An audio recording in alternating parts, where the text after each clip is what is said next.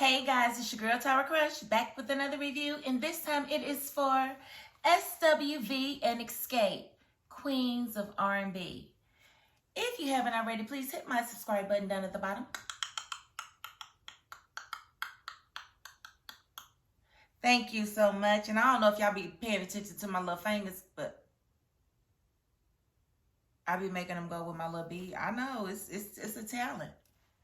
It's a talent, and one day if you're nice, I might show you how to do it. I'm just saying. Okay. Okay, let me get right into this review. As you all know, I love SWV and Xscape almost equally. And I say almost because I do kind of edge out Xscape's music just a little bit over SWV's, but SWV's is at such a high pinnacle, you can barely tell, you know. I guess over the years, I've just been more invested in, you know, Xscape's storyline. You know, they've had more controversy. They've had more headlines. So I've kind of focused on that. And I will admit that I was one of those people that really thought that Tasha was being bullied. I felt like the other girls weren't treating her fairly. I felt like she was very talented. It could possibly stand alone. And you know, and kind of, sometimes we kind of root for the underdog in a sense. And I say she was the underdog because she, you know, she was the one with the round body and the round face back in the 90s, and they called her the big one.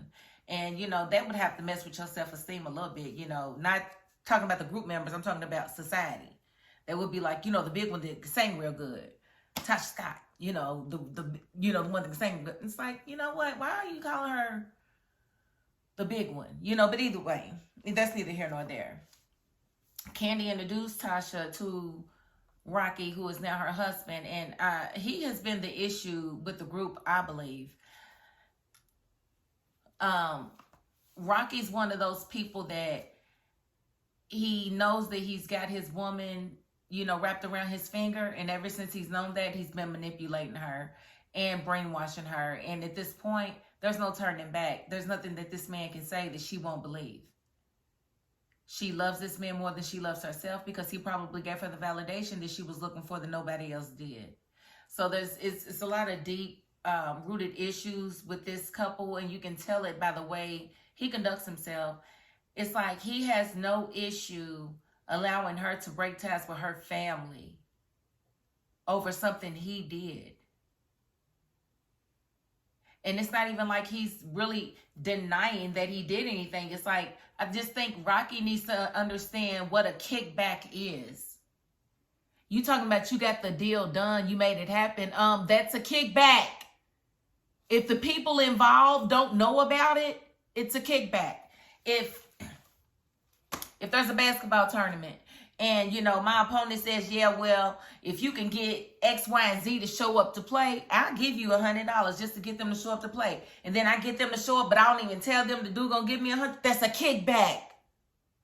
It's not you doing the deal. That's not you making it happen. That's you getting a kickback and not disclosing it to anyone else. Now, do I think it's a kickback that should be detrimental to the group? No. Because sometimes these things happen, you know, dude be like, you know, if you can make this happen, then, you know, I'll look out for you.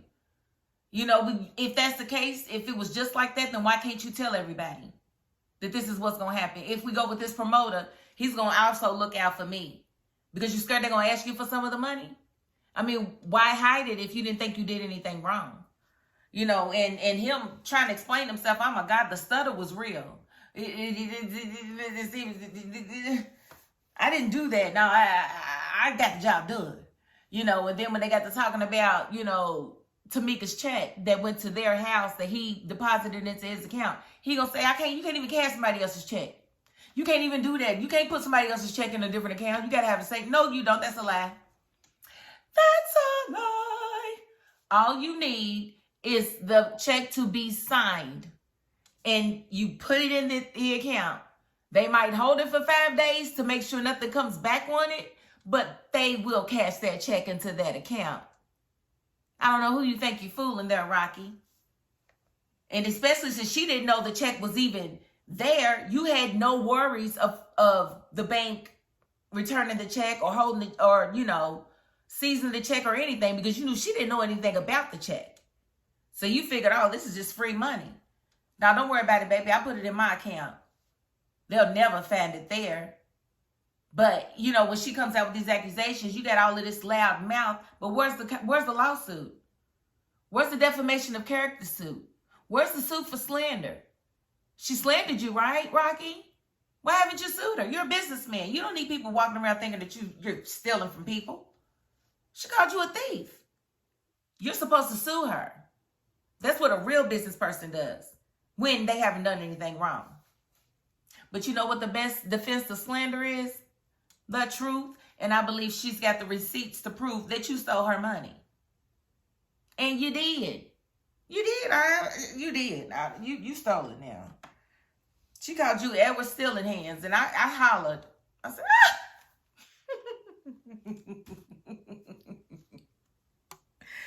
Edward Stealing Hands is genius.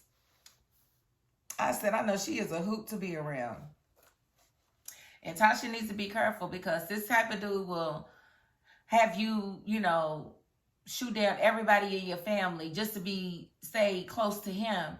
And he's probably doing things that you don't even know he's supposed to be doing.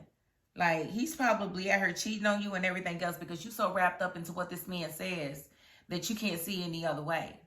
He talking about he gets things done. He don't have to get back. What you did, that was a kickback.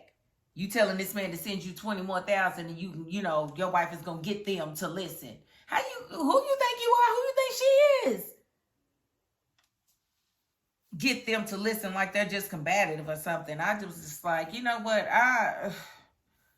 Rocky needs to be ashamed of himself, but I know he's not because he's a scammer. And scammers are never ashamed. There's no shame in a scammer. The two don't coexist together. Those two things cannot be accurate at the same time, okay? Now, the show itself is about a show coming together for SWV and Xscape. And, you know, some things went kind of smoothly. Other things, not so much. We know we had a lot of pushback from Tasha in the beginning. Didn't know if she was going to make the show.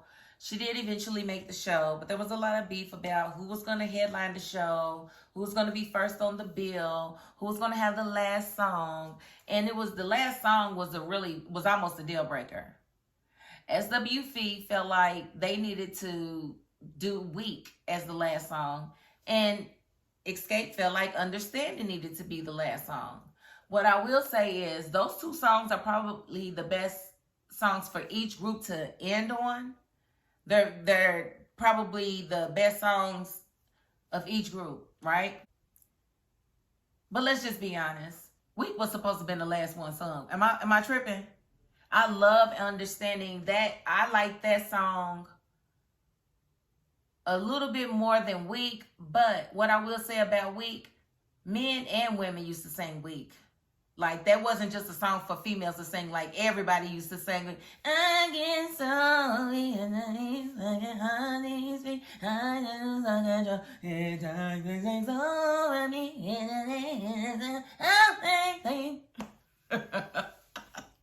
I mean, seriously, everybody used to sing that song. So I feel like that song was more universal. It's 3 times platinum. I mean, come on. They literally were right when they said that they were supposed to end with that, but the egos of Xscape was just not having it.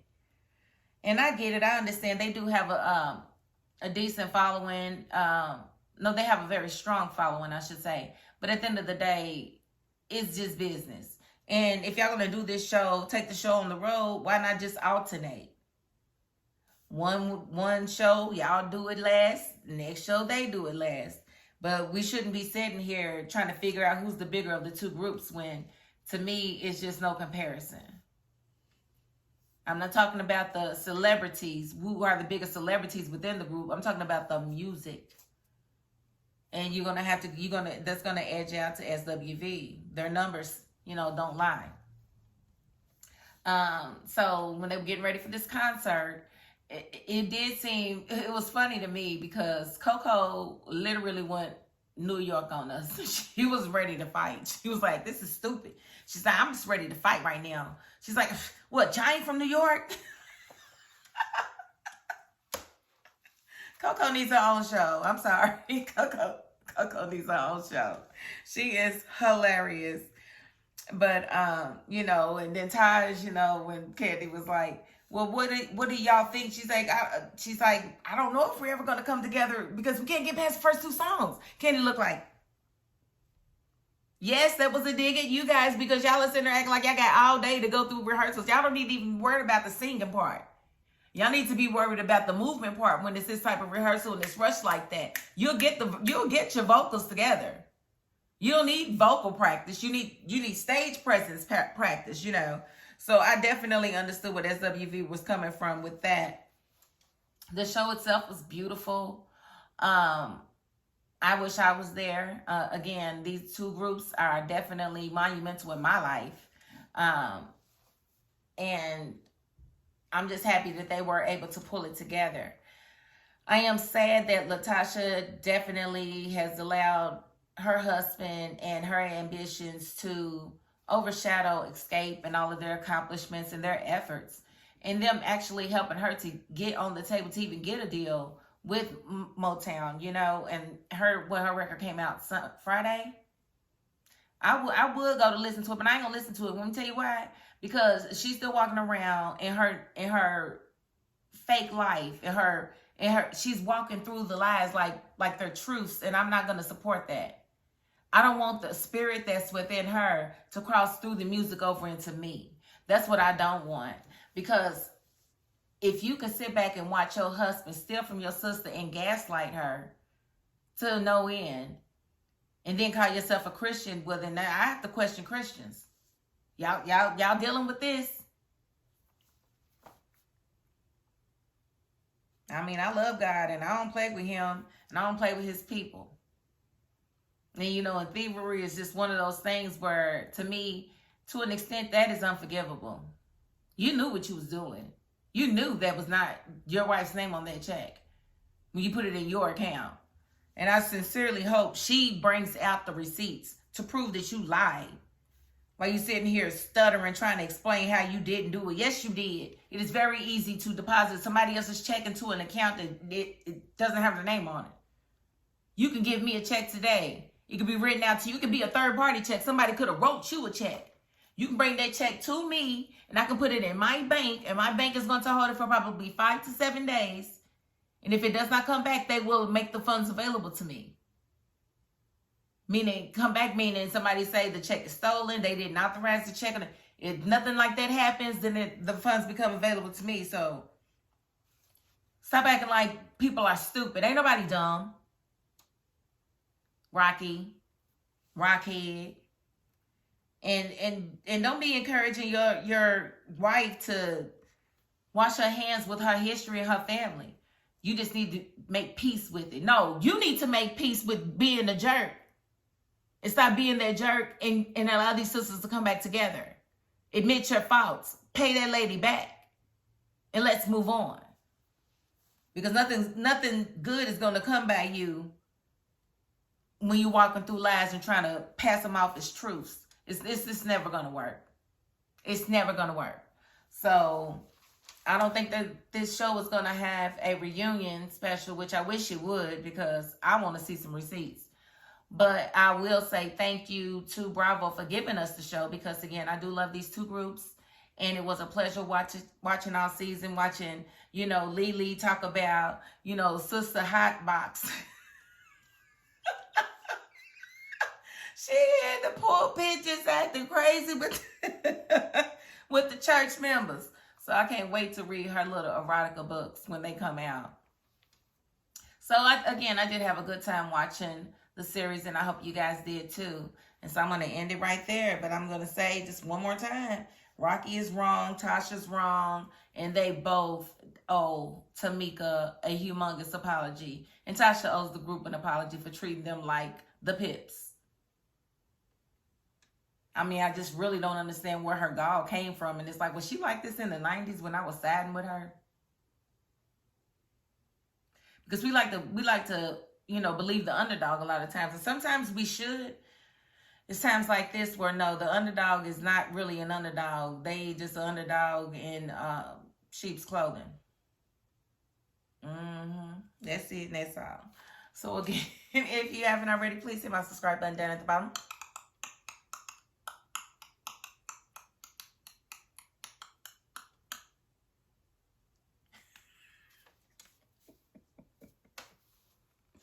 Talent. And if you ain't the subscribe and type, you know what? You got to the end of this video. And that's more than I can ask of anybody. So thank you very much. And that is my $5.02. Peace.